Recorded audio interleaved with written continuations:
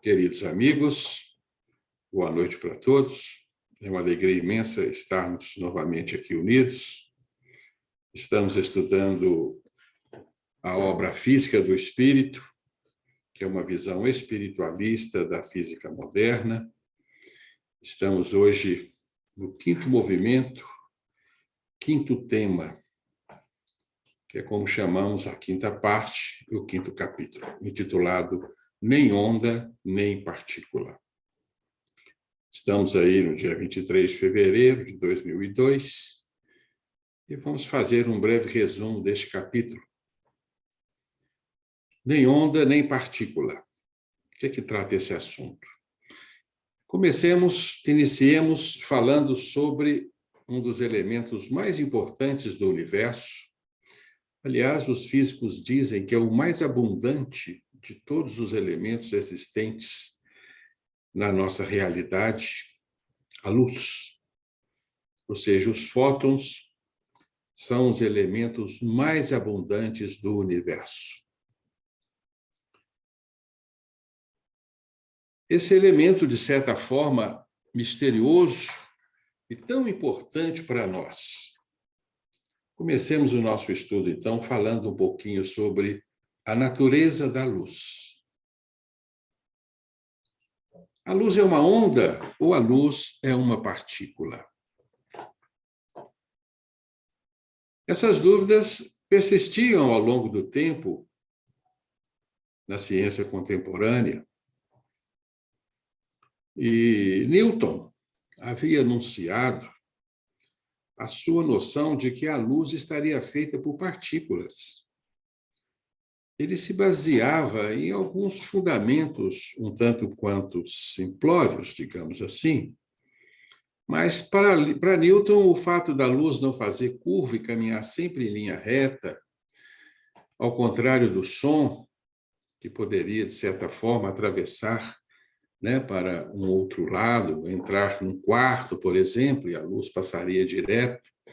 O fato da luz não atravessar certas barreiras, como uma porta, uma parede, ao contrário do som, que atravessa facilmente uma porta, uma parede, isso levou Newton a postular que a luz estava feita por ondas, por partículas diminutíssimas. Mas a luz também tinha muitos comportamentos próprios das ondas. Bem, vamos compartilhar aqui um vídeo de uma vez.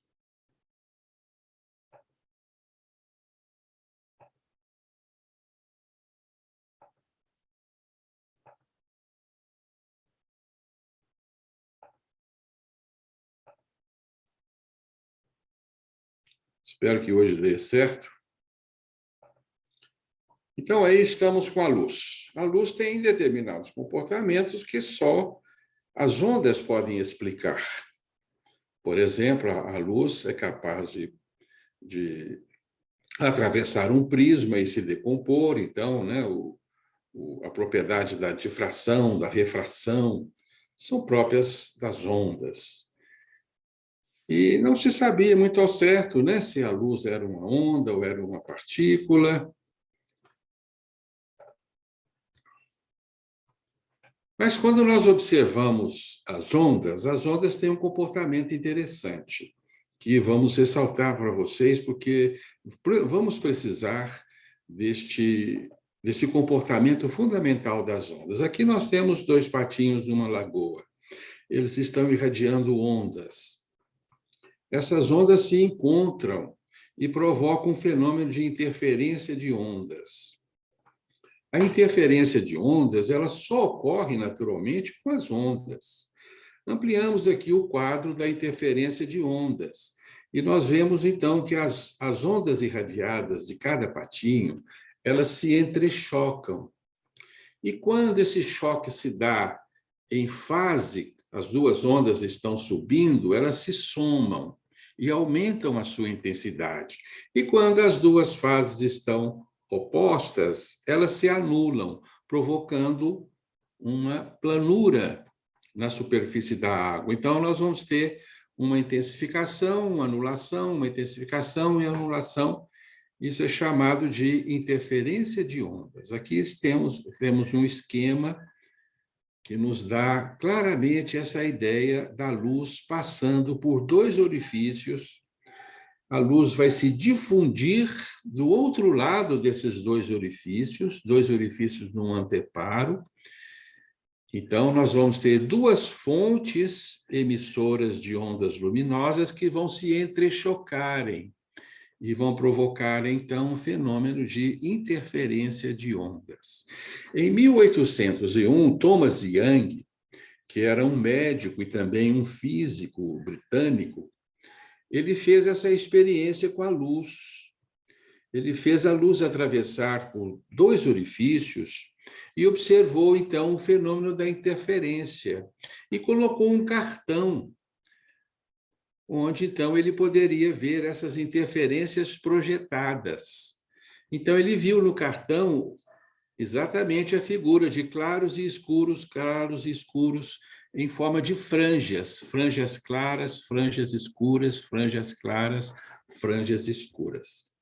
Então, nós devemos compreender muito bem esse fenômeno chamado padrão de interferência de ondas. Então, quando as ondas encontram dois orifícios, elas passam pelos dois orifícios simultaneamente, e do outro lado haverá, então, o fenômeno da transferência. Portanto, Thomas Young, nesse experimento famoso de 1801, ele, então, provou, né, nesse experimento muito simples, que a luz era uma onda. A luz não era a partícula, segundo havia pregoado Isaac Newton, né? Mais de um século antes. Então, estava estabelecido, a luz é uma onda e não se discutia mais a natureza da onda. Então, vamos voltar a esse experimento, chamado experimento da fenda dupla, porque é um dos mais famosos experimentos que nós temos na física quântica. Qualquer livro que nós vamos ler de física quântica, necessariamente irá referir-se ao experimento da fenda dupla. A fenda dupla, ela tem essa utilidade, ela nos ajuda a aferir se o objeto irradiante ele tem uma característica de partícula ou tem uma característica de ondas. Por exemplo, se nós colocarmos uma metralhadora emitindo projéteis num anteparo com duas fendas, naturalmente que os projéteis vão repicar, né, no anteparo, mas muitos vão passar pelas fendas e nós vamos ter marcas no anteparo, duas marcas distintas. Então, se você vê duas marcas distintas no anteparo, você diz, foram projetadas partículas. Por exemplo, areia. Se nós jogarmos um balde de areia numa lâmina com duas fendas, nós vamos formar duas fileiras de areias bem distintas no anteparo. Então, se nós estivermos com o anteparo em mãos, nós podemos dizer, partículas atravessaram por duas fendas. Mas quando nós projetamos luz, nós vamos obter não duas marcas, mas várias marcas no fenômeno de interferências de ondas, porque as ondas se irradiam, né? E promove, então, o fenômeno da interferência. Tá claro? É muito simples esse experimento. Basta examinarmos, então, o anteparo, né? Marcado em duas tiras, houve uma projeção de partículas. Marcado em várias franjas, houve uma projeção de ondas. Isso é de fácil compreensão, naturalmente, né? Pois bem, então, para estudarmos ainda mais, com mais clareza, esse fenômeno de hoje, onda ou partícula, ou nem onda nem partícula, vamos recordar antigas lições do nosso ginásio. Nós vamos precisar também dessas lições, que são também muito simples, né? Princípios básicos das ondas. Aqui nós temos uma onda do mar. A onda do mar Ela é feita, então, por uma crista, a fase de subida da onda, e uma depressão, a fase de descida da onda. E essas duas fases progridem na ordem do tempo. Então, a onda ela se compõe de duas partes fundamentais, uma crista e uma depressão, uma subida e uma descida, uma subida e uma descida. E nós reconhecemos com muita facilidade que a onda ela é uma extensão do movimento circular. Quando você pega um movimento circular e estende aquele movimento circular, desdobra-o numa linha do tempo, você provoca uma ondulação. Tanto que vemos aí a água vai circulando e caminhando ao mesmo tempo em meio aos impulsos de subida e descida da onda. Então, temos aqui uma lição muito importante. O que estamos vendo na onda? O ciclo da substância, feito de uma fase de expansão e contração. Lembram da fase do ciclo das substâncias, as suas duas partes que se complementam, uma parte de contração, uma parte de expansão, e essas duas partes vão se revezando no progresso do tempo, provocando, então, as circunvoluções do círculo, o círculo, né? Ele vai se projetando, vai se estendendo. Então, a onda é um círculo que se abre e que se estende, fazendo repetir as suas duas fases, a fase de subida e a fase de descida. A distância entre dois pontos iguais de uma onda é chamado comprimento de onda. Então, aqui nessa gravura, nós temos a distância entre a crista máxima de um ponto até a próxima crista máxima da fase seguinte, e nós temos o comprimento de onda, que pressupõe uma onda completa. Uma onda completa se faz sempre de duas fases, uma fase de subida e uma fase de descida. Aqui a gente já pode reconhecer um fenômeno interessante, porque nós vamos enxergar em cada pacote completo de onda uma quantidade delimitada de onda, que não pode ser dividida, que não pode ser separada. Então, a onda está fracionada, está quantizada em fases de subidas e descidas. Você, se for cortar uma onda, você não consegue cortar entre uma fase de subida e descida. Você tá sempre com o pacote completo de uma onda. Bem, então aqui nós temos os elementos principais de uma onda: a crista, a depressão e o comprimento de onda. Então, aqui nós temos, para completarmos essa temática,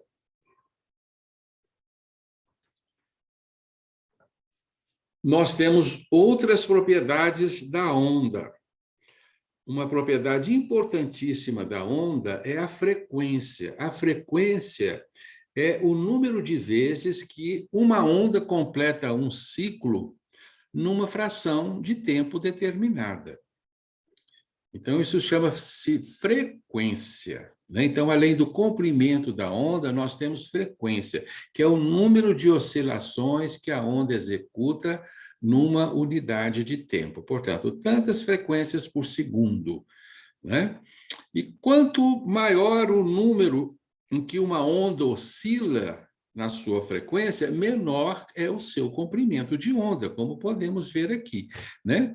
A primeira aqui em cima, a frequência baixa, nós vemos aqui um comprimento de onda mais longo.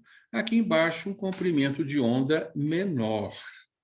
Então, quanto maior a frequência, menor o comprimento de onda. Isso é bastante intuitivo.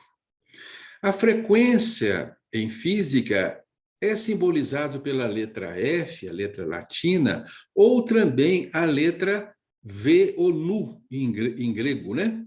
Não é o nu mineiro, não. O nu mineiro é diferente, tem uma entonação diferente. É nu, né? O nu mineiro, né? Nu, que bacana.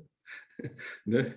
Mas por vezes a letra V, como está simbolizado aí, V1, V2, né? Que são as frequências, mas com muita frequência também a letra V. Nós preferimos a letra V, porque a letra F, né, de frequência, porque a letra V nos confunde com velocidade.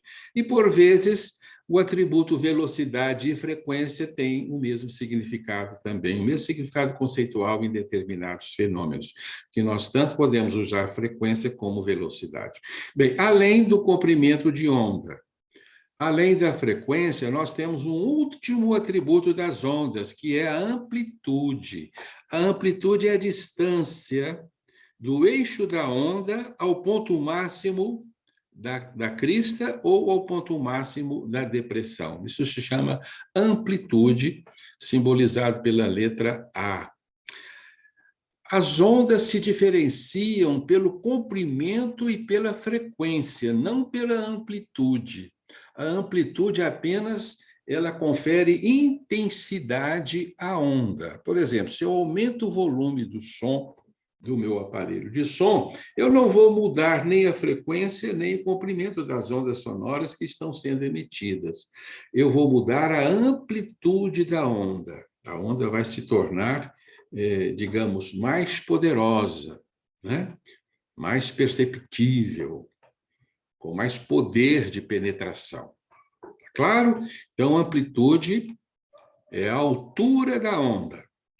E as ondas se diferenciam uma das outras pela frequência e pelo comprimento de onda. E voltamos a lembrar a vocês: quanto maior a frequência, menor o comprimento de onda. E outra medida muito importante das ondas é a unidade Hertz, simbolizada por Hz. Por vezes a gente encontra só o H, mas o correto é Hz, né, que é uma homenagem ao físico alemão. E Hertz é número de oscilação por unidade de tempo, né? 1 Hertz, uma oscilação por segundo. 2 Hertz, duas oscilações por segundo. 3 Hertz, 3 oscilações por segundo. É o que se usa na física e na ciência, né? Então, espero que esteja claro isso, bastante, né, fácil, né, de nós rememorarmos isso das nossas lições ginasiais.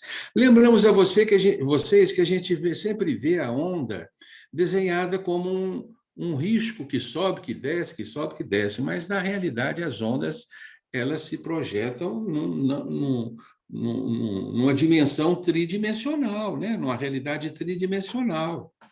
Então, é difícil imaginar essas ondas na sua realidade. Aqui um desenho que procura, de certa forma, nos dar uma ideia das ondas na realidade tridimensional, porque são esferas que se alongam, se abrem, né? Esferas que fazem o movimento de subida e descida, mas elas são esféricas e se irradiam em torno de uma esfera, né?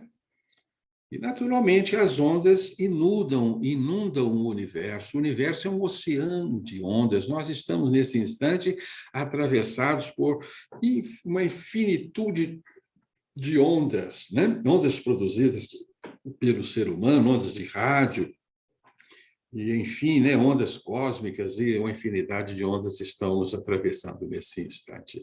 E as ondas, elas se distribuem numa escala de diferenciação muito interessante, formando famílias. Famílias que contam com 7 elementos, como as famílias da tabela periódica. E podemos, então, dizer que as ondas compõem um reino muito parecido com o reino biológico, com os seus seres, com as suas espécies, e uma não se mistura a outra, e como é interessante isso, né? As ondas chegam de todas as formas, e uma é sempre respeitosa com a outra, uma não se mistura com a outra. Mas as famílias das ondas, elas partem das ondas de menores frequências, que são ondas de alto poder de penetração e baixíssimo comprimentos, né? Temos aí as ondas da radioatividade, né? as radiações gamas e as radiações gravitacionais são ondas altamente penetrantes de pequeníssimo comprimento de onda. Olha só, 10 a menos, não estou enxergando muito bem, não sei se vocês estão enxergando, mas é pequeniníssimo, né? 10 a menos 13, se não me engano aqui, né? 10 a menos, não dá para ver, mas é pequeniníssimo, bem pequenininha o comprimento dessas ondas. Essas ondas são de alto poder físico, elas funcionam como dardos físicos. Elas penetram no nosso corpo, destroem as nossas células, como se fossem dardos físicos, em decorrência de sua altíssima frequência, altíssimo poder de penetração, né? Temos a seguir os raios-x, que também são de curtíssimo comprimento de onda, de altíssima frequência, alto poder de penetração. Depois as ondas violetas, depois, né, caminhamos para o espectro visível, vamos por o infravermelho, que a gente já não enxerga, os micro-ondas, as ondas de rádio, que são ondas longas, né? Temos aí ondas de 1 quilômetro de comprimento de onda. As ondas longas, diferentemente das ondas curtas de alta frequência, as ondas longas de curta frequência são de alto alcance, elas irradiam-se a distâncias incomensuráveis, enquanto que as ondas de alta frequência têm uma curta radiação. Por exemplo, o raio-x, né? Você pode sofrer consequências de um raio-x a alguns metros de distância da fonte de raio-x, elas perdem o. Então, guardemos isso, nós vamos precisar desses conceitos mais à frente. Ondas de alta frequência são ondas físicas, são ondas de alto poder de penetração físico e curto alcance, e ondas longas, alto alcance. Então, assim, a família das ondas caminham das máximas a mínimas frequências, dos menores aos maiores comprimentos de onda. Então, as ondas tendem, na sua evolução, ao alongamento, porque as ondas também participam de um processo evolutivo, de um processo de maturação, que nós vamos encontrar lá em Ubaldi, né? E as ondas caminham para a degradação, que é o nivelamento da onda. Tá bem? Então, muito bem. Então, nós vamos interromper aqui, por enquanto, o nosso compartilhamento e vamos prosseguir no nosso estudo. E aí, meus amigos, a onda de luz, ou a luz, é uma onda ou é uma partícula? Nós já estivemos conversando sobre isso aqui com vocês quando falamos do efeito fotoelétrico. E o efeito fotoelétrico só pôde ser explicado por Einstein, em 1905, de acordo com a natureza corpuscular da luz. Então, foi o Einstein que sugeriu que, para se explicar o efeito fotoelétrico, havia necessidade de considerar a luz como uma emissão de pequenos pacotes indivisíveis, foram chamados quantum de luz ou fóton. Então, a luz está fracionada em diminutas parcelas indivisíveis, que são os fótons, que é o quantum da luz. Então, a luz, segundo Einstein, está quantificada, está esfarelada em grânulos mínimos, chamados de fóton. Mas a luz também demonstrava qualidades de ondas. Nesse ponto, então, a natureza mostrava uma ambiguidade e desfazia uma certa precisão que nós sempre exigimos da natureza, porque parecia que a natureza brincava com a luz. Nós vimos, né, a constância da velocidade da luz, a luz se dá ao capricho. Só um minuto, amigos. Eu esqueci da... Dizíamos que nós já vimos o capricho da luz de não modificar a sua velocidade. Nós podemos nos afastar ou nos aproximar da luz, ela não está nem aí. Ela mantém a sua velocidade constante, fazendo com que o tempo e o espaço que se virem para se moldar à constante da velocidade da luz, o grande fenômeno que deu origem à teoria da relatividade. Então, a natureza se mostrava ambígua em relação à luz. A luz parecia, de fato, ser uma onda e uma partícula ao mesmo tempo. E se intrigaram os estudiosos da época, de tal forma que Einstein, em 1909, ele chega a sentir a necessidade de uma teoria que viesse explicar a ambiguidade da luz. Ele ansiava por uma teoria que pudesse interpretar uma fusão das teorias de onda e teoria de partícula da luz.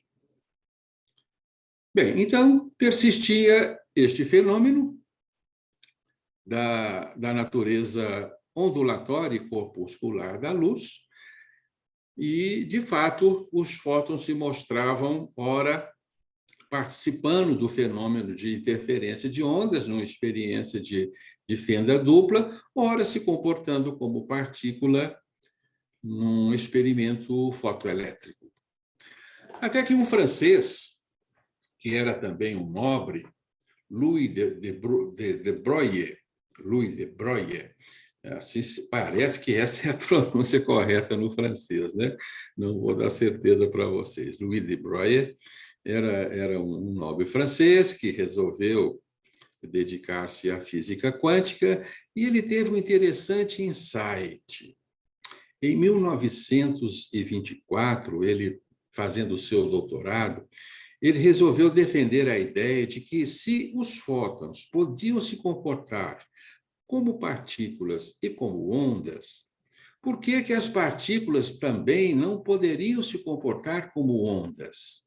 Já que as ondas de luz se comportavam como partículas, então as partículas também teriam o direito de se comportarem como ondas. Era uma ideia escabrótica, tanto que o seu orientador se negou a levar adiante essa pesquisa do de Broglie. Ele é comumente chamado de Broglie. E o de Broglie era um nobre, não poderia ser contrariado, insistiu que queria levar adiante os seus estudos, então o seu orientador resolveu mandar uma carta para o Einstein. Era a única pessoa capaz de tirar da cabeça daquele teimoso nobre francês de que era absurda aquela ideia dele. Partículas são partículas, embora a luz tenha um comportamento ambíguo, partículas são partículas, ondas são ondas. Assim estava muito bem estabelecido na conceituação humana. E não é que Einstein escreve ao orientador dizendo o seguinte: o rapaz ergueu uma ponta do véu ocultada pelo velho.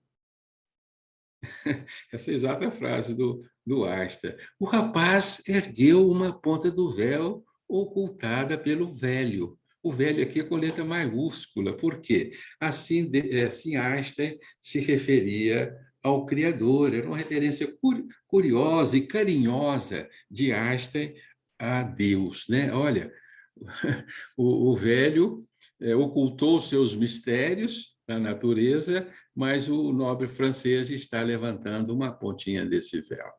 Então, o orientador se viu obrigado a aceitar aquela ideia estrombótica do de Broglie, e não é que aquilo veio ser aceita pela ciência e demonstrava uma certa coerência essa teoria. Inclusive, o de Broglie ele fez uma previsão de que os elétrons poderiam sofrer difração. E a difração é um fenômeno de ondas. Como é que seria isso, né? Isso em 1924. Então, o de Broglie ele defende o seu doutorado, estabelece uma fórmula famosa, que nós vamos conversar sobre ela hoje, e em 1927, dois pesquisadores, por um acaso, observaram uma difração de elétrons ao atravessarem um cristal de níquel. Mas aquele fenômeno não pôde ser registrado, mas foi relatado por esses dois pesquisadores, o que levou o de Broglie a ganhar o Nobel de Física do ano de 1929, quando ele contava apenas com 37 anos e tornou-se o mais jovem membro da galeria de premiados do Nobel. Isso em 1937. E, de fato, em 1929, né? Desculpe, tá? O de Broglie, ele defende o seu doutorado em 1924. Em 1927, dois pesquisadores observam a difração de elétrons, né, num cristal de níquel. Em 1929, de Broglie recebe o seu Nobel de Física, aos 37 anos. Depois, em 1937, dois pesquisadores, George Thomson e Clinton Davidson, eles provaram, num experimento, que o elétron tinha propriedades de ondas. Eles fizeram elétrons atravessarem por fendas duplas. Eles conseguiram desenvolver recursos tecnológicos para isso, criaram, né, um canhão de elétrons, fizeram atravessar por duas fendas e observaram que os elétrons apresentavam o fenômeno de interferência de ondas. Então, os elétrons se comportavam como ondas. Isso em 1937, eles também foram premiados com o Nobel pela sua descoberta das propriedades ondulatórias do elétron. A partir de então, estabeleceu-se na ciência a dualidade onda-partícula. Aí sim começa uma bizarrice na nossa natureza. Aí passou-se a admitir que as partículas tinham comportamento de ondas, assim como as ondas teriam comportamento de partículas. E, nesse ponto, já não se diferenciavam mais onda de partícula. Partícula e onda eram a mesma coisa, possuíam a mesma natureza, se comportavam da mesma forma, onda e partícula. Um comportamento bizarro da nossa natureza, demonstrando a existência de um antagonismo muito importante, estampado na nossa natureza, né? Nós já falamos deste antagonismo anteriormente, nós já observamos o antagonismo, granularidade e unicidade ou interconexão, né? Ou seja, a unicidade do universo faz, né, o antagonismo com a granularidade. Agora, um outro antagonismo, o antagonismo onda e partícula. Demonstrando, então, que algo estranho acontecia no micromundo, levando as partículas a perderem uma certa identidade. É como se elas não soubessem se elas eram onda ou eram partículas. E logo se demonstrou que a estranheza era muito maior do que se imaginava, porque no experimento dos elétrons de fenda dupla, se o experimentador tampa uma das fendas, os elétrons, ao se depararem com uma fenda só, eles se comportam como partículas. E se você deixa expostas as duas fendas, os elétrons sabem que tem que se comportar como ondas. Olha que coisa curiosa, como é que os elétrons tinham essa percepção se eles iam atravessar por uma fenda ou por duas fendas. Se eles atravessassem por uma fenda, eles eram partículas. Se eles atravessassem por duas fendas, eles eram onda. Mas que maluquice era essa? Parecia que ser onda ou ser partícula era uma propriedade determinada pelo observador, ou determinada pela forma como um objeto quântico é medido, é examinado, é olhado. A partir desse instante, passa-se a admitir a interferência do observador no fenômeno observado. E aí nós vamos caminhar, né, para a descoberta de um fator de grande importância, que lá na frente nós vamos conversar sobre isso, que é a interferência da consciência na realidade quântica. Claro, amigos, perceberam que havia aí algo bastante exótico aos nossos olhos, né, os olhos do mundo macroscópico? Demonstrava-se uma indefinição entre o estado de onda e de partícula no micromundo. Tá bem? Esse estado de indefinição entre uma coisa e outra é chamada superposição de estados. E nós vamos estudar isso com mais detalhe mais adiante, mas nós vamos observar que a superposição de estados não é uma coisa ou outra coisa. É uma coisa e outra coisa ao mesmo tempo. Vamos logo acostumando com isso, hein? Porque isso é exótico aos nossos olhos, porque no nosso mundo as coisas costumam ser uma coisa ou outra coisa. Por exemplo, uma moeda que você atira para o alto e ela está em movimento, ela vai apresentar uma face e uma coroa, uma face e uma coroa, alternando, ora uma face, ora uma coroa, ora uma face, ora uma coroa. Isso é um fenômeno quântico? Não. Isso é um estado de superposição? Não.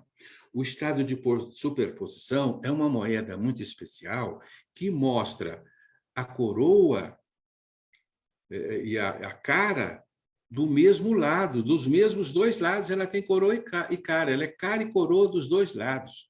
Só quando você determina uma face que se define a outra. Se você enxergar a cara, a outra se torna coroa, mas elas são as duas coisas ao mesmo tempo. Isso são chamados estados de sobreposição, né? E quando você determina um dos estados, você faz o colapso daquela superposição. Nós vamos voltar a falar sobre isso. O fato é que um evento quântico não é onda nem partícula até que eles interagem com alguma coisa, alguma outra partícula, alguma força, algum instrumento de medição. Quando eles entram em interação, um anteparo, um instrumento de medição, um observador, aí sim, esse fenômeno quântico se precipita, se colapsa de acordo com o que ele encontra. Então, esse evento quântico vai se tornar uma partícula ou vai se tornar uma onda. Até que isso aconteça, eles não são nem onda nem partícula, são um potencial de realização. Algo evaneceu aos olhos humanos. A realidade concreta começava a se esfacelar e perdia-se a concretude do mundo. As coisas no microcosmos aconteciam de uma forma muito instável aos nossos olhos. A luz era exatamente isso, a luz era uma indefinição. Então, o fóton, ele não sabe se ele é onda ou se ele é partícula, ele é as duas coisas ao mesmo tempo. Ele vai esperar o que ele vai encontrar pela frente para ele se comportar como onda ou como partícula. Se ele encontra uma placa fotoelétrica, a luz logo percebe, devo ser partícula, né? E se projeta como partícula. Então, vários experimentos da natureza nos demonstram a característica partícula da luz. Por exemplo, os cometas, né? Ao girarem em volta do Sol, e a cauda sempre se afastando, né, dos raios solares, porque o vento solar, feito de partículas de luz, faz com que a cauda do cometa se movimente para um lado e para o outro, né? Então, esse vento solar, ele é produzido por partículas de luz. Ele tem, inclusive, uma pressão, né? Observemos, por exemplo, como que nós enxergamos. Nós enxergamos porque captamos ondas de luz? Todos acham que sim, mas na verdade não é. Nós não enxergamos ondas de luz.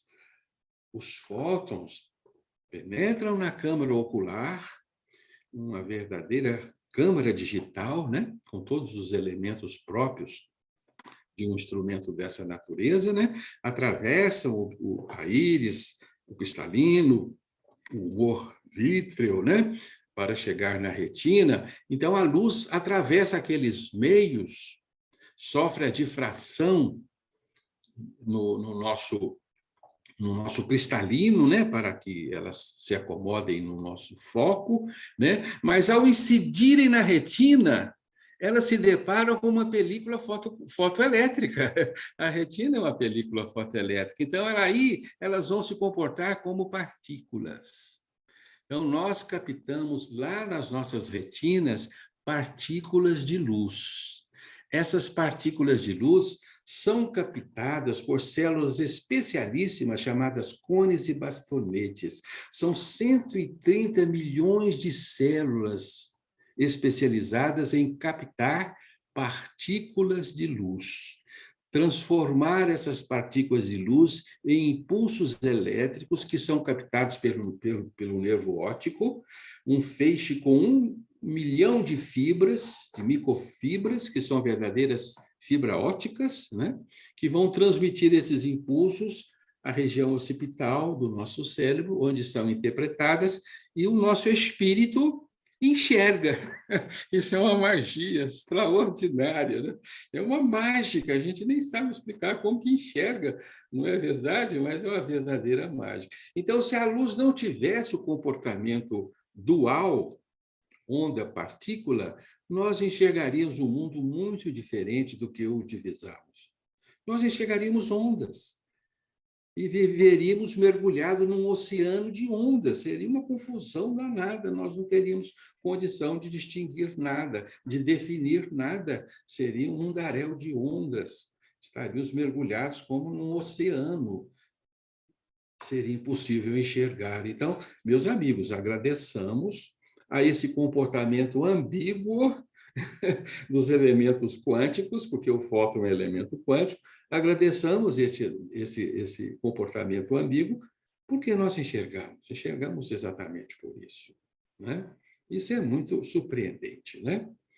Então, esse comportamento ele acontece com toda e qualquer partícula quântica. Qualquer partícula quântica ela tem esse comportamento ambíguo. Aliás, dizem que até conjuntos de átomos e moléculas têm também comportamento ambíguo. A ciência moderna tem feito experiências com moléculas e observando que as moléculas também elas podem se comportar como ondas ou como amontoados de partículas, coisa muito interessante, né?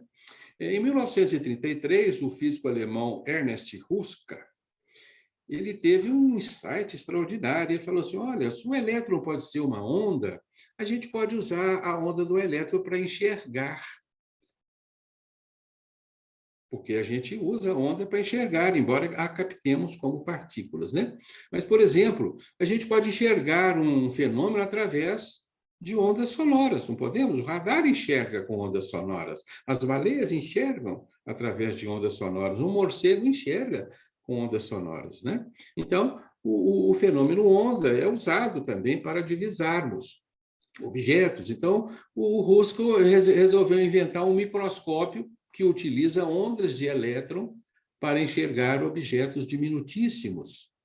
Porque a onda do elétron é 1000 vezes menor que o comprimento da onda da luz visível. Então, em decorrência desse diminutíssimo comprimento de onda do elétron, a onda do elétron é usada para observar-se objetos diminutíssimos. Então, o microscópio eletrônico é capaz de nos demonstrar um vírus, uma molécula, né? E é uma aplicação direta da física quântica. Assim como existem muitas aplicações diretas da física quântica no nosso mundo. A maioria dos nossos instrumentos eletrônicos são aplicações de fundamentos da física quântica. E o microscópio eletrônico, então, vai utilizar a ambiguidade partícula-onda do elétron para enxergar objetos diminutíssimos. Então, é algo que tem uma aplicabilidade. Não é simplesmente um anunciado assim, teórico, né, sem nenhuma aplicação na nossa realidade, mas não é assim, né?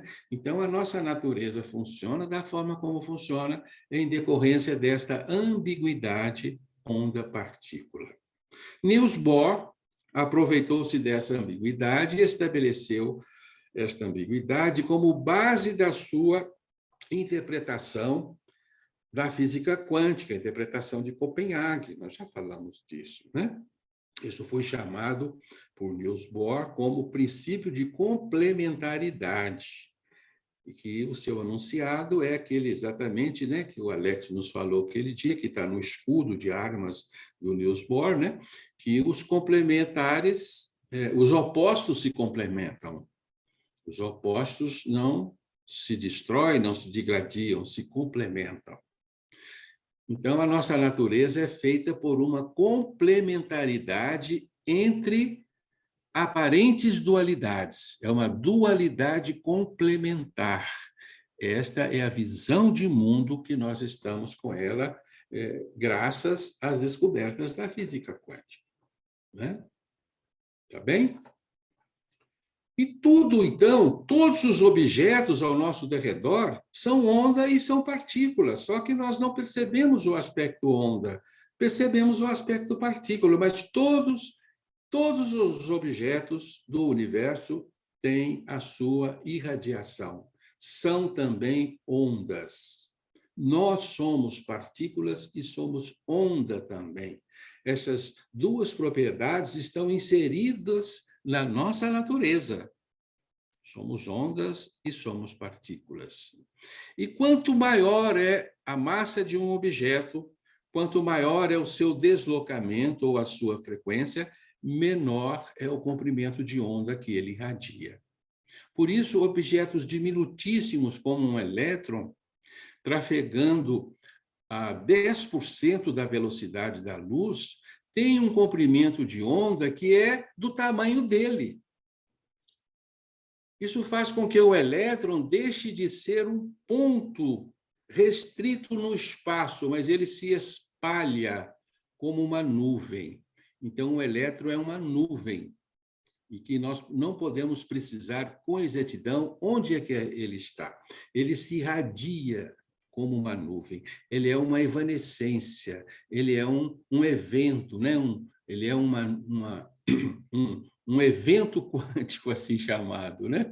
Tá certo? Então, guardemos este fundamento que nós vamos precisar dele. Quanto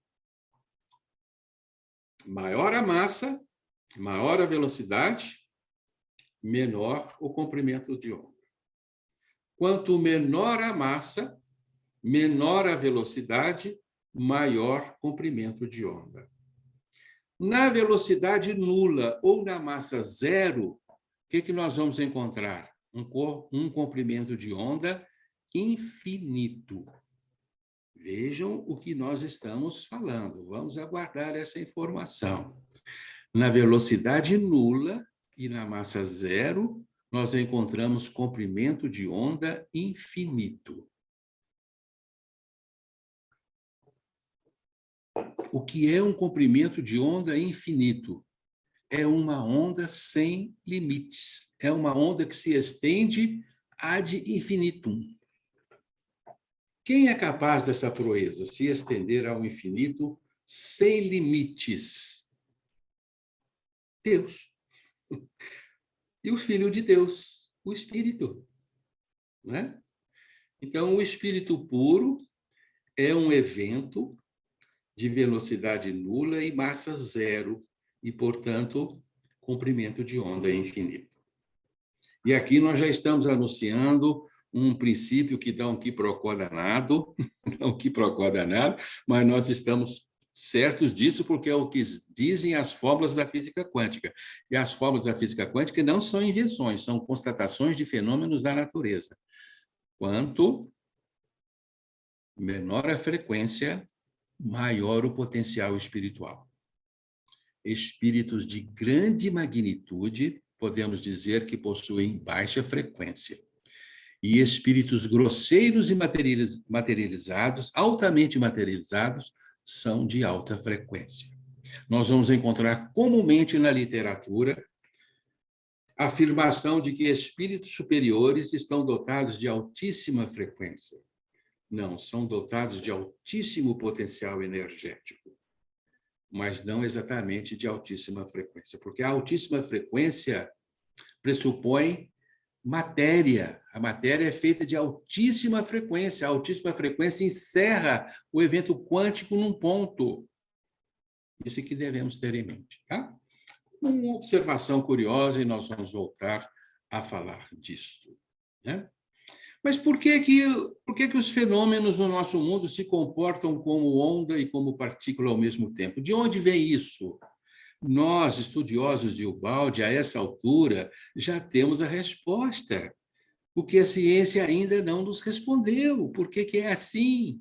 E vocês já podem responder por que que é assim. Por quê?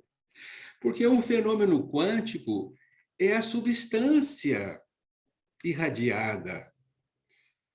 E a substância irradiada, ela se precipita formando energia, irradiando-se como onda, fecha-se produzindo o fenômeno de massa ou de matéria. Então, nós já enxergamos aí, na forma da substância, a onda passando do estado beta para o estado gama. Não é verdade? Estado beta, energia, estado gama, matéria. Então, a ondinha quântica, no fenômeno de colapso, ela vem de alfa, que é espírito, passa por beta, que é energia, se encerra em gama, que é matéria. Nesse instante, esta onda substancial, nós vamos chamá-la assim, essa onda substancial, ela vai se precipitar ou colapsar-se como onda e um pouco mais ela se colapsa como partícula, mas ela é a mesma coisa, é uma coisa só. Está claro? É substância, que nós não sabemos definir o que é, né? Então, energia e matéria são manifestações inseparáveis de uma entidade única, a substância. Essa é a base de tudo que forma o nosso mundo. Espero que esteja claríssimo para vocês isso. Isso é fácil da gente entender ao enxergarmos a fórmula da substância. Claro, você não separa beta de gama, você não separa a energia da matéria, é uma coisa só, é um evento só que vai se colapsar numa coisa ou noutra. Então, existe na nossa natureza cósmica um potencial de realização, algo que quer se precipitar no ecrã da realidade. Isto nós vamos chamar de onda substancial. Essa onda substancial, ela é partícula ou ela é energia? Ela não é uma coisa nem outra, ela é onda substancial. Ela não se define nem como onda, nem como partícula. É um potencial de realização, é algo impalpável, imponderável. É algo que não se pode definir, que não se pode delimitar, que não tem um desenho no espaço e no tempo. Isso é a onda substancial. Heisenberg chamou isso de potência. Olha só que curioso, né? A inteligência de Heisenberg. Ele chamou isso de potência. Vocês podem estudar a potência, vocês vão, né, vão se deparar com um conceito que foi apregoado por Aristóteles, que é o potencial de formação. É um fundamento da natureza que faz com que tudo se transforme. Tudo na natureza vem de uma fonte e essa fonte tem um potencial de realização, que é o potência, né? Então, tudo vem desse potência, desse potencial de realização da unidade substancial que vai se precipitar no nosso mundo como consciência, como energia ou como partícula. Tá certo? Explicamos o fenômeno? Acredito que sim, pela fórmula da substância, né? Tá claro? E a onda, ela nada mais é do que a reminiscência de uma propriedade fundamental da substância, que é o princípio de liberdade. A substância foi criada livre, ela não foi criada para se conter no espaço e no tempo, para ser delimitada. Portanto, o aspecto onda é a unidade substancial, lembrando que ela é livre. Por isso, ela se projeta e se irradia ao infinito, né? Então, no nosso aspecto onda, nós estamos rememorando o nosso aspecto de liberdade, a nossa grandeza divina, que não se delimita num ponto, como é o ponto que estamos fechados. E pensamos até que somos esse corpo, mas não somos, nós nos irradiamos ao infinito nos nossos aspectos ondulatórios, né? Então, o aspecto ondulatório de qualquer evento quântico é um intento de liberdade. É a vontade de libertar-se da prisão que, para a unidade substancial, representa o quantum de massa. Então, o quantum de massa, a partícula é forçada a dobrar-se sobre si mesma, a aumentar a tal ponto a sua frequência, de tal maneira que nos dá a ilusão de peso, de concretude, de impenetrabilidade. Então, mediante esses novos conceitos, nós podemos já extrair alguns fundamentos interessantes. Um deles é que, de onda para partícula, ocorre uma involução, que é o fenômeno de materialização do nosso universo. Então, é um fenômeno de compactação, é um fenômeno de colapso, portanto, um fenômeno de involução da substância. E, de partícula a onda, é o fenômeno de evolução, é o fenômeno de desfazimento da unidade concreta. Então, nós observamos, então, que o nosso universo veio de uma fase em que a energia se compactou em matéria, onda se transformou em partícula pelo fenômeno de condensação ou involução, e agora o nosso universo está fazendo um movimento contrário, está descompactando partícula e transformando em onda. Então, o nosso universo está caminhando para a fase de energia pura, assim como ele veio da fase de energia pura. A matéria no nosso universo está se desfazendo, está morrendo pelo fenômeno da expansão do espaço. Então, a nossa matéria vai morrer, graças a Deus que a matéria não é eterna. Já falamos disso aqui. O nosso universo físico vai desaparecer, porque o estado de colapso da substância é um estado não natural, é um estado patológico. Não foi assim que Deus criou a sua criação. Então, estamos caminhando para o desfazimento da concretude. Por isso, não nos convém amar o que é concreto. O que é concreto vai desaparecer na ordem do tempo. O que tem valor é o que é imponderável, o que não pode ser pesado, o que não pode ser medido, o que não pode ser guardado. Esses são os verdadeiros valores que nós deveremos reter daqui para frente, porque a concretude é uma prisão para o espírito e é transitória. Bem, a partir daí, ressurge uma pergunta fundamental. O universo, então, é feito de quê? No Vira e Mexe, nós vamos voltar com essa pergunta. O universo é feito de quê? Nós achávamos que era de ondas, de energias e de matérias, mas energia e matéria agora é uma coisa só. Dizemos que a matéria morreu, a matéria já não tem identidade própria. Já falamos inúmeras vezes, os materialistas não fizeram o funeral da matéria. Pelo amor de Deus, façam o funeral da matéria, a matéria não existe. Matéria é uma abstração. Por que estamos aferroados ao materialismo e apegados a tudo que é matéria? Isso é um contrassenso. Matéria não é nada, é uma mera ilusão. Mas o universo é feito de quê?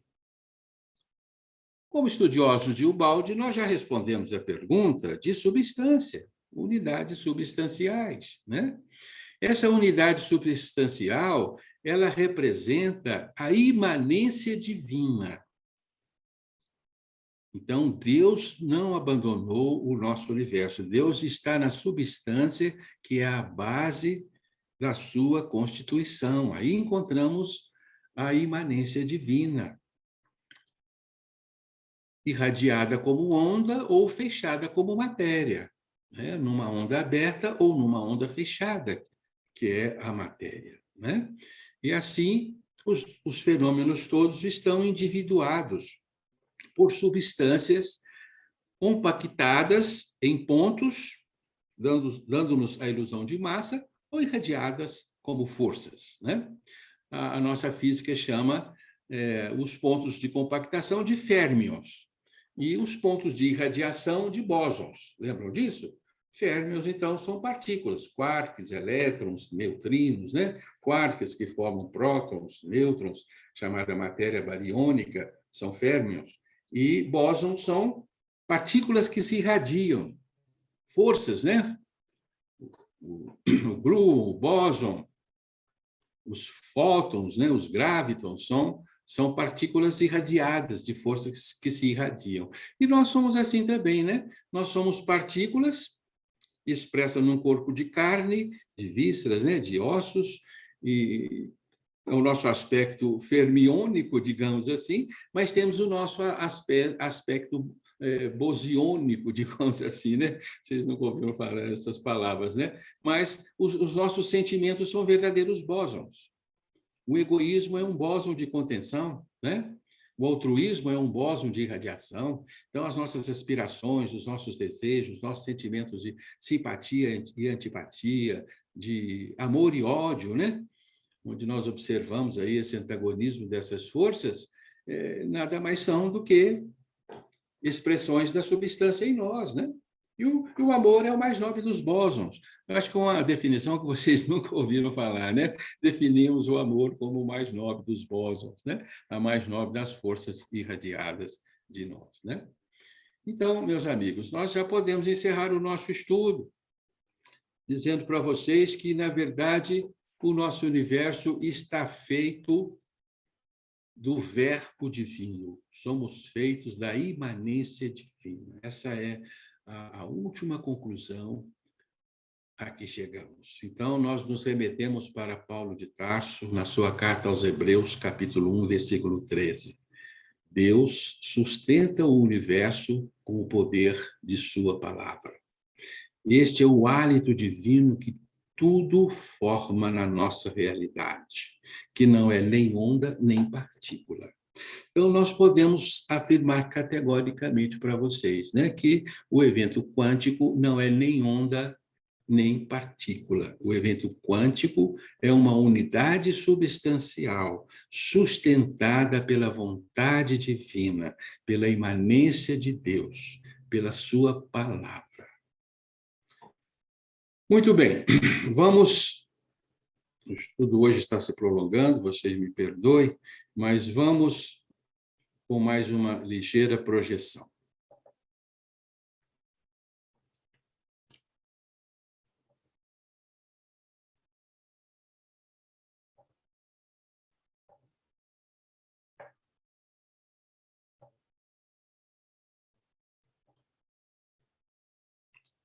Vamos seguir aqui o nosso estudo. Então, aqui nós temos o experimento da fenda dupla. Quem é estudioso de física quântica já deve estar cansado de ouvir falar experimento da fenda dupla. Então, aqui nós temos o experimento da fenda dupla. Raios de elétrons são projetados em duas fendas, provocam o fenômeno da interferência de ondas. E aqui o mesmo experimento feito com elétrons. Os elétrons encontraram duas fendas, entenderam que nós queremos conhecer o aspecto onda deles, e eles se projetam no anteparo com interferências de onda. Faz com que o elétron seja, né, desenhado nesse diagrama. Ele é um pontinho que se desfaz no seu entorno. O elétron é onda e é partícula ao mesmo tempo. Olha, ele é onda com a sua frequência, a sua amplitude, seu comprimento de onda, e ele é partícula com a sua massa, com seu peso. Ele é as duas coisas ao mesmo tempo, né? Aqui nós temos uma foto que já mostramos para vocês, que é uma foto apaixonante, né? Feita em 1993 por um microscópio de tunelamento. Vocês lembram que conversamos sobre isso, né? Pela IBM, que é um anel de 48 átomos de ferros adsorvidos numa superfície de cobre. É chamado curral quântico, porque ele forma um curral de ondas, né? Os átomos de cobre, eles reverberam dentro desse curral como se fosse um lago de ondas, mostrando aí o seu aspecto ondulatório ou o aspecto ondulatório próprio da matéria, né? Então, esses átomozinhos aqui de cobre, eles são onda e são partículas ao mesmo tempo, e aqui eles estão se comportando como um lago de ondas. Então, vamos para a nossa primeira fórmula. Eu sei que a gente não gosta muito de fórmula, Não sou físico, não sou cientista, não sou da área das exatas, também não gosto de fórmulas, tenho rudimentos de fórmulas, mas nós temos que aprender a enxergar alguma coerência nessas fórmulas. Pelo menos as mais simples.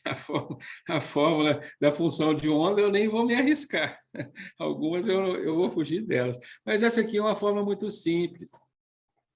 É uma das fórmulas mais famosas da física quântica, né? Que é a fórmula do Louis de Broglie, a fórmula de de Broglie. E a fórmula de de Broglie é uma fórmula muito simples. Ela nos diz o seguinte, que o comprimento de onda, que é lambda, é igual a h dividido por m vezes v. H é a constante de Planck. M é a massa de um corpo. V é a sua velocidade, que podemos interpretar também como frequência. Tá? Então, vejam bem. H tem esse valor aqui, ó, 6,02 vezes 10, 6,63 vezes 10 elevado a menos 34 joules por segundo. É um número muito, muito, muito, muito pequeno, é a unidade do quantum, porque 10 elevado a 33 é 0,33 zeros depois da vírgula, pequeniníssimo. Joule é a medida de energia, não sei se vocês se lembram disso do nosso ginásio, é a força que a gente consome para mover 1 quilogramo de massa no intervalo de 1 metro em 1 segundo. Então, você, para mover 1 quilo num espaço de 1 metro, você precisa de uma determinada força, que é 1 joule. Né? Então, esse é o valor de H, que é a constante de Planck. Agora, o que nos interessa nessa fórmula é o seguinte, ó, quanto maior a massa, menor o comprimento de onda. Quanto mais massa o corpo tem, mais pequenininha é a oscilação dele. Quanto menor a massa, maior é o comprimento de onda. Menos massa, maior comprimento de onda. Se a massa for zero, qualquer número dividido por zero é igual a infinito. Não aprendemos isso na matemática? Então, na massa zero, nós temos comprimento de onda infinito. Na velocidade zero, na mobilidade zero, nós temos comprimento de onda infinito. Isto é que eu quero mostrar para vocês nesta fórmula. Os físicos clássicos, né, os físicos de modo geral, não trabalham com esses valores em zero. Não se considera nada no nosso universo de massa absolutamente zero e nem se considera nenhum objeto no nosso universo completamente imóvel. Nada está imóvel no nosso universo. Tudo vibra, portanto, tudo se movimenta. Portanto, nós não vamos encontrar comprimento de onda infinito no nosso universo. Mas qual é a entidade de massa zero e movimento estático em relação ao nosso universo? Qual é a entidade que tem essa propriedade? O espírito. Algo que não tem massa. O que não tem massa? Consciência. Então, a nossa consciência profunda, amigos, é uma entidade de massa zero e de movimento estático. Ela não oscila na unidade do tempo. O espírito, no seu atributo de eternidade. Portanto, o espírito, no seu atributo de um ser superior e divino, é de comprimento de onda infinita. Infinito. Isso quer dizer que, como espírito, nós nos projetamos ao infinito. Nós não temos tamanho, nós coincidimos com o infinito. Isso é muito importante para nós, amigos. Isso nos leva a profundas conjecturas, quer dizer que nós somos infinitos por dentro. Na nossa intimidade não física, na nossa intimidade abstrata, nós coincidimos com o universo divino. Olha que coisa extraordinária, nós somos o oceano. Assim a gota se torna oceano. A gota se torna o oceano quando? Quando a gota perde a sua massa. quando a gota deixa de ser concretude, deixa de ser efêmero e se torna bósio, liberta-se do seu egocentrismo e se irradia como amor puro. Nesse instante, ela se faz infinita. A gota se torna o próprio oceano. É isso, meus amigos. Espero que essas elucubrações, né, que os racionalistas, de certa forma, condenam, possam nos servir às nossas conjecturas, né, e ajudar-nos a nos conhecer. Né? De certa forma, nós estamos nos conhecendo nesse instante, admirando as nossas potências interiores, a nossa infinitude, né? Olha como é que nós somos seres extraordinários e não sabemos, né? Somos aqui essa partícula diminutíssima, né? Expressando aqui nesse ponto, como se aqui fosse toda a nossa vida, aqui estivesse toda a nossa existência, e isso se resume em todo o nosso interesse, mas não.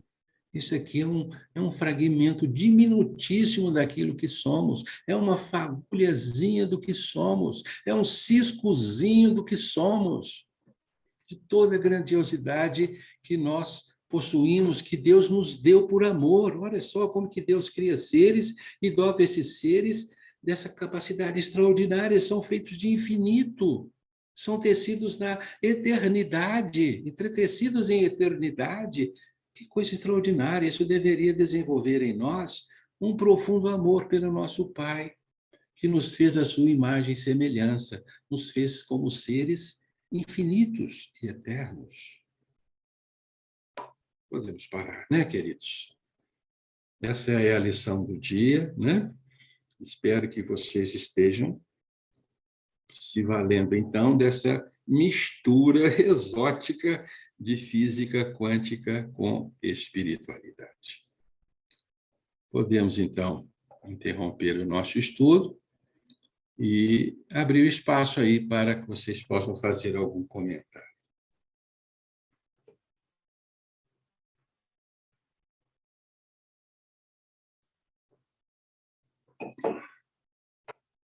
Bem, hoje demorou muito, desculpem, viu, gente? É porque nós tivemos que recordar um pouco das lições do colégio, né? As lições das ondas, e explicar as coisas com certos pormenores, né? Espero que eu tenha contribuído com alguma coisa.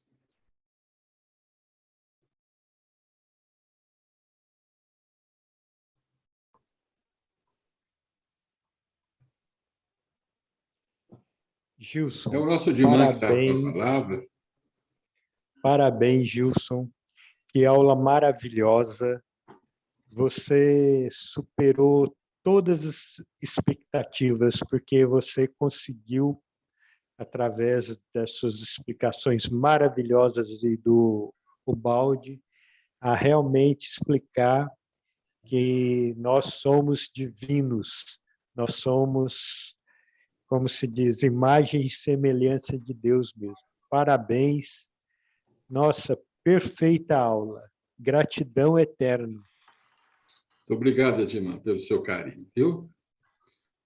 Dá vontade de conhecer certos amigos aí que nós estamos fazendo, né, senhor? A gente fica vendo eles aí de longe, quem sabe, né? Um dia nós vamos ter que encontrar, né, Odimar?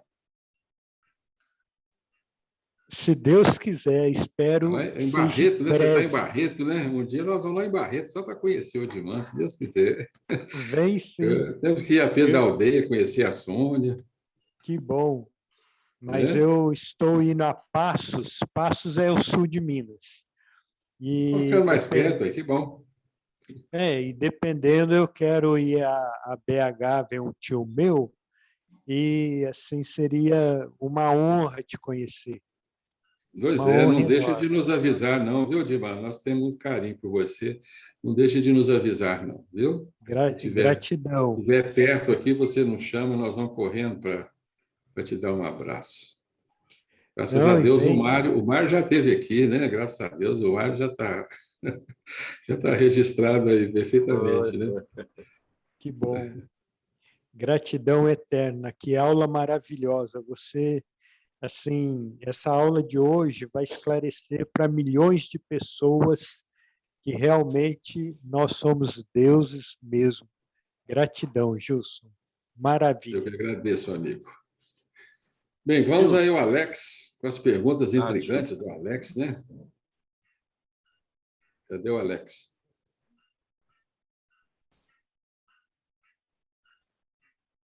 Olá, O Alex Gilson. está ali. Ó. O Alex perguntou se o fóton tem massa. Tudo bom, meu caro Alex?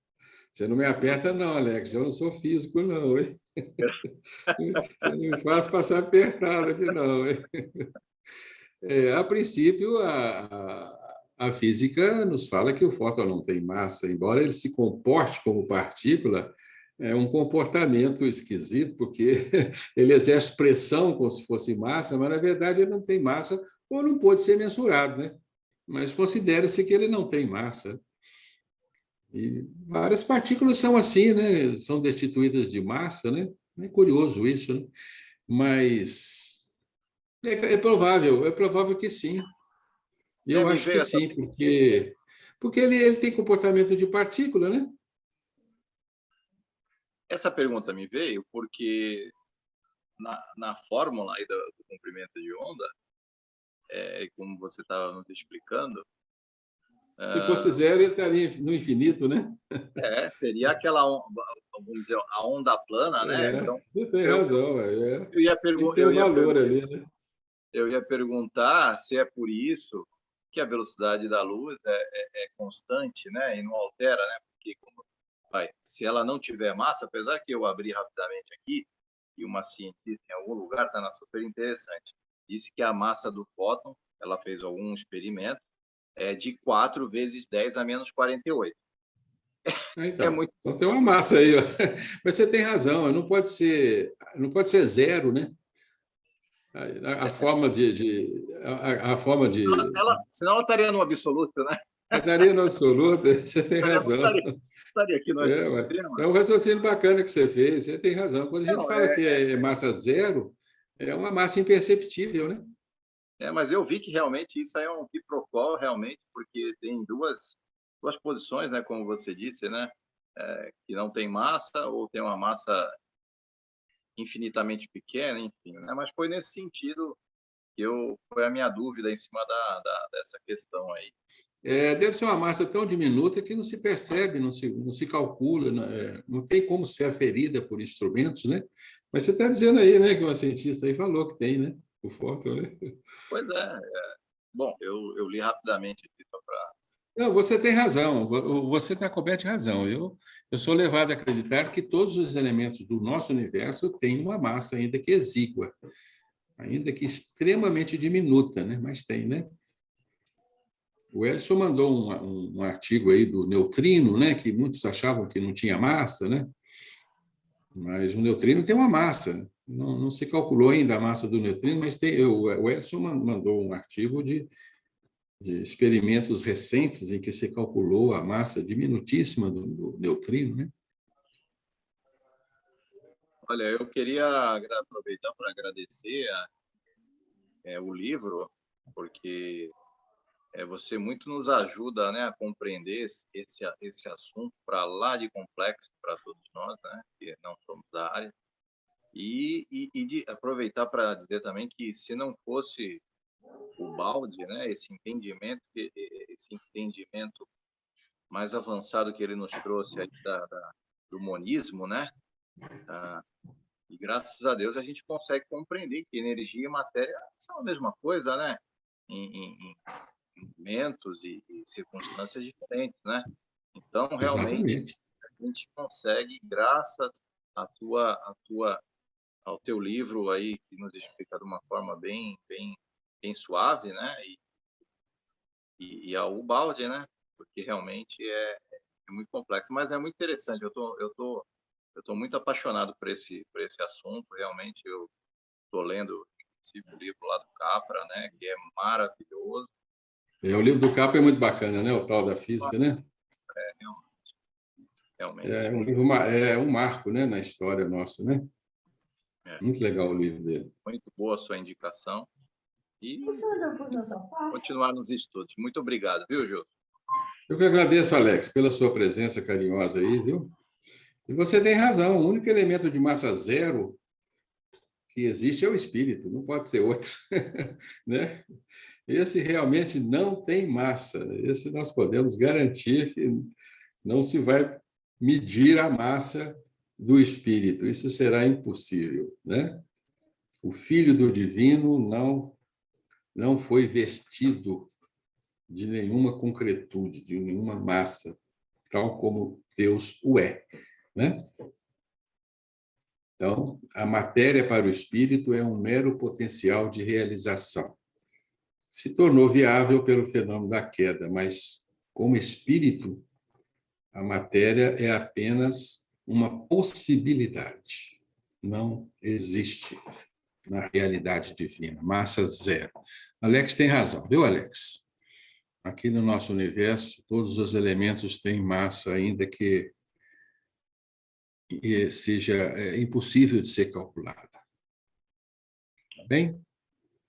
Obrigado, viu, Alex, pela sua observação muito criteriosa, e você trouxe uma bela contribuição, né, para o nosso conhecimento. É isso, amigos. Nós temos que aspirar, sobretudo, a perder a nossa massa. Essa é a conclusão que chegamos, né? Vamos existir sem corpos, sem delimitações no espaço e no tempo. E a única ferramenta capaz de nos mover a esse profundo transformismo da nossa natureza é o amor. Estamos cientes disso. Capaz de nos libertar do nosso egocentrismo, né? O egocentrismo é que produz massa, né? Isso também já está claro para nós. Por isso, se nós somos massa, isso nos caracteriza como seres egocêntricos. Nós vamos ver mais na frente a possibilidade da existência de seres ondulatórios, seres que evoluíram tanto que deixaram o domínio de gama, o domínio da matéria, e existem como correntes de pensamento, né? Ondas, né? Como no Uris. Nós vamos estudar isso mais na frente, essa possibilidade, né? Bem, acho que podemos encerrar, né, Sônia? Gilson, a Xará está de mão levantada, querido? Ah, vamos, é mesmo, não vi, desculpa, Sônia. A Sônia Leal.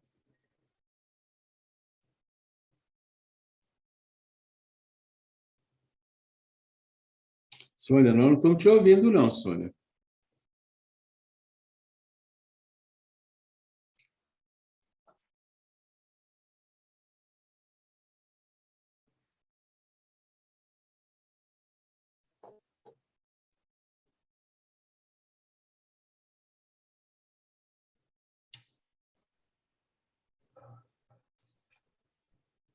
Ok? Sim. O que eu achei interessante, né, que você estava falando que não tem massa, o espírito é aquela infinitude. Sabe o que eu lembrei? A tabela estequiogenética vem toda até Urânio, né? Aí, do Urânio em diante, são as formas dinâmicas, e o final das formas dinâmicas é o espírito, onde ele estava anteriormente, antes da queda. Eu acho fabuloso isso aí. Muito bom mesmo. É bacana, isso mesmo, né, Sônia? A evolução Aquela... estequiogênica, né? É. Descrita por Ubaldi, a evolução da matéria do hidrogênio ao urânio, os elementos transurânicos, né? Um processo de diferenciação e maturação da matéria, até que ela começa a morrer, né? Ela morre na radioatividade, renasce como energia, né? E depois a energia entra no processo de degradação e renasce como consciência, né? É bacana. E não é difícil, né, de seguir esse raciocínio assim, né? Não. Que uma coisa vai levando a outra, né? Exatamente. Está na forma da difícil. substância, né? A ciência que está andando para ver se ela... Ela vai andando, a ciência ela vai coincidindo com isso. A ciência ela vai... verdade. A ciência vai chegar na frente de muitas religiões estacionadas vai derrubar em mitos. dogmas, né? Não, vai cair, né? É verdade. Porque a ciência já caminhou bastante. A ciência já está chegando já na descoberta da consciência, né? O fenômeno quântico, isso é muito bacana. Isso aí. Obrigada, Graças ao Balde. Gilson. Olha, eu que agradeço. Agradecemos ao Balde, né, que está nos É dando essa verdade. compreensão. É isso aí mesmo. O balde deu aquele boom, né, para a gente descobrir o Edson. É isso mesmo. Obrigada, Gilson. Né? Eu que Gostei agradeço, demais viu, da querido? aula. Muito Agora obrigado. vou esperar aqui, em São Pedro da Aldeia, Xará. Um dia nós vamos ter que dar um abraço Tem nesse que viu? ir. Acredito. Tá bom? Tá bom, muito obrigado, querido. Um abração, meus amigos. Um abração. Fiquem com Deus, viu? Tá, vocês também. Bem, então é isso, né, Sônia? Nós vamos encerrar o nosso estudo, né? O nosso próximo encontro agora é 9 de março. A Sônia pode parar de gravar? A minha Sônia pode parar.